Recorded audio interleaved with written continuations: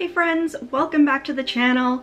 So today I wanted to do a tag video because we haven't done one in quite some time. And I don't know about you, but I really like tags because it gets you to get to know the booktuber a little bit better. So I wasn't specifically tagged in this video. I have seen it going around on BookTube and I thought it sounded really fun. So this tag was originally created by Brittany at Slanted Spines and it is the Moody Reader tag. So jumping right in here with the questions. So question number one is, do you consider yourself a mood reader?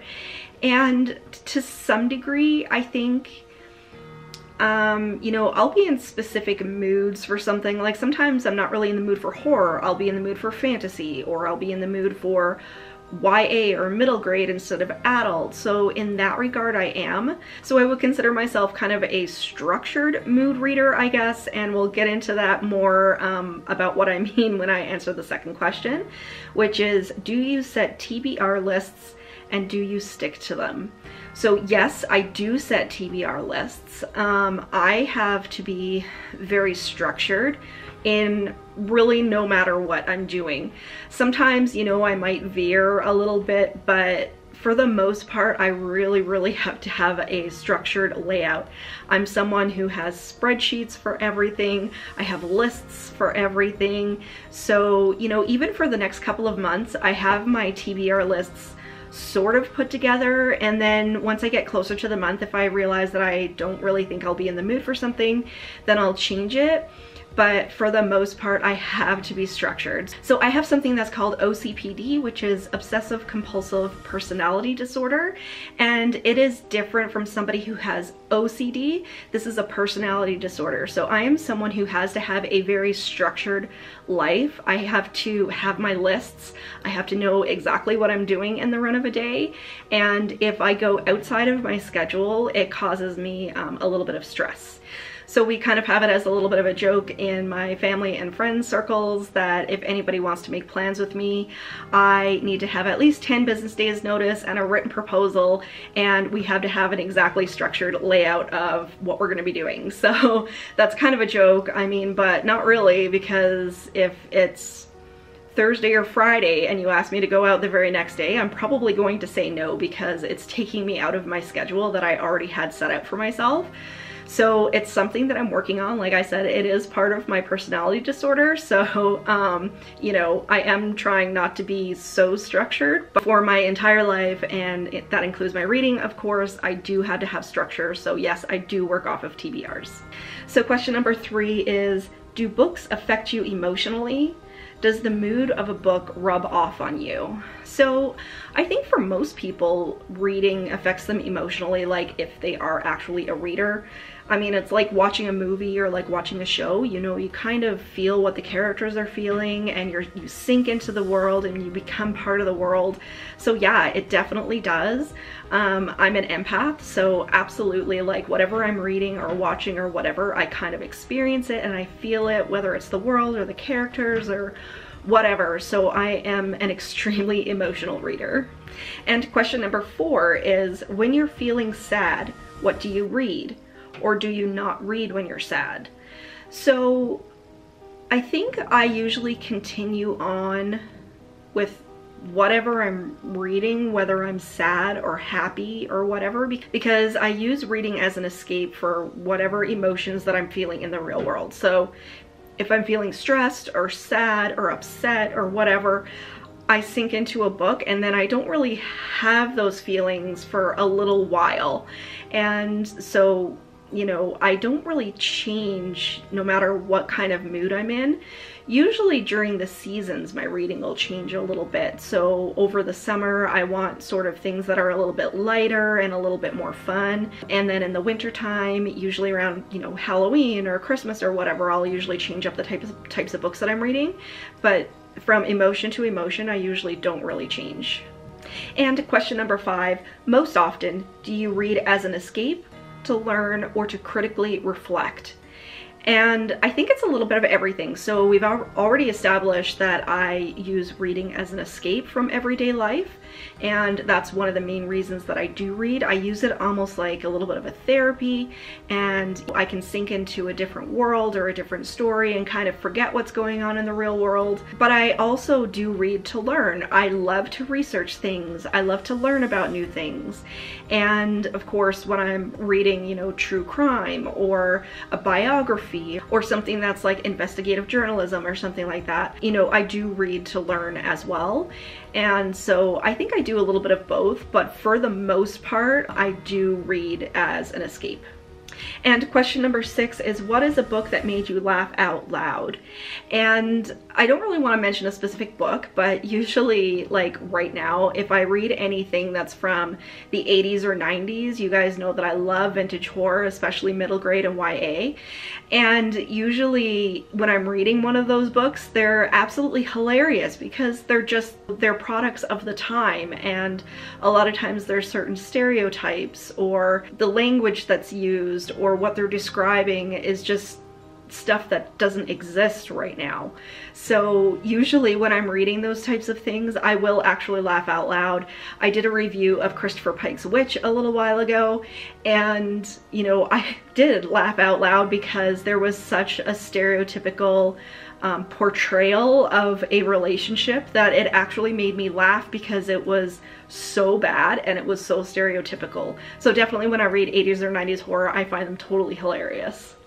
Number 7, what is a book that made you cry, or if you don't cry, one that really moved you? And yes, I am a very emotional reader. I do cry at books, but I find the ones that I shed a tear most with is if I read true crime, especially if it's something that has to do with children. So years ago, I think first when it came out, I read Tears of Rage by John Walsh. And of course, John Walsh was the host of America's Most Wanted, and it was his son Adam who went missing and was murdered. And that book, I think that was my first true crime book that I had ever read. And there was a specific scene in that book where John Walsh received a letter from the supposed killer, and it was very, very graphic. And I specifically remember where I was and what I was doing when I read that excerpt from that book, and I think I had to put it down and I had to like walk away from it because it was so tragic and it was so disgusting. And for a parent to receive something like that after their child has gone missing is just something that I couldn't even fathom. And when that book came out, I believe I was only like 14 or 15. So of course, being so young and it being my first introduction sort of to true crime that was graphic because it was in a book, it wasn't like in a show that I was watching on TV, it was really, really bad. So that one sticks out in my head specifically. And question number 8 is, what is a book that you didn't even know how you felt about? So for this one, I'm going to go with My Dark Vanessa, and I've talked about this book several times on this channel, and I was kind of thinking about like, you know, can I pick something else to put in here? And I could, but this book, I felt such a range of emotions while I was reading it and when I finished it that I was almost numb because I was sad, I was disgusted, I was upset. But I really enjoyed the book and I enjoyed the writing, and getting enjoyment out of something with such a dark topic was, you know, kind of something that was a little bit weird to sort of deal with. And you guys know that I absolutely loved this book. This was my top read of 2020. So there was nothing else that I could have gone with here. I had to go with this one. And question number 9, are you more likely to read on a sunny day or a cloudy day? And again, I'm a structured reader. I read pretty much every day. If I go a day in between, maybe 2 if I'm in a slump. then, you know, that's the most. So it doesn't really matter what I'm feeling or what it's like outside, I will still be reading. But I love reading when it's cloudy and dreary and it's raining and stuff like that. That's when, you know, you get that cozy sort of feeling and you can really sink into a story because it's so gloomy and you're so comfy when you're sitting there with your book. And question number 10, do you usually set the mood when you read? Music, lights, smells, etc. And it kind of depends on the day or the time of day that I'm reading. So usually, and I've said this before, I will read in the morning, usually over my lunch break from work, and then again in the evening. So usually for my daytime reading, I don't set the mood unless it's wintertime and it's super dark when I'm up in the morning. But if I do set the mood, especially if it's in the evening time, I read in my bath every evening. So I really love to light candles, and either scented candles or incense or something like that when I'm in my bubble bath. Or, you know, if it's a gloomy day, I will have my candles going and I'll just curl up, and I usually have like a big thick pair of socks and my comfy clothes or my pajamas on, and then just curl up with a good book. And that's definitely my favorite sort of feeling to read with. Of course, I will read any time of the day, no matter what I'm wearing or doing or what the weather is like, but the cozy times with the candles and the incense and all of that, I definitely do love to set the mood. And the final question, question number 11, can you leap from book to book, or do you have to have a buffer in between them?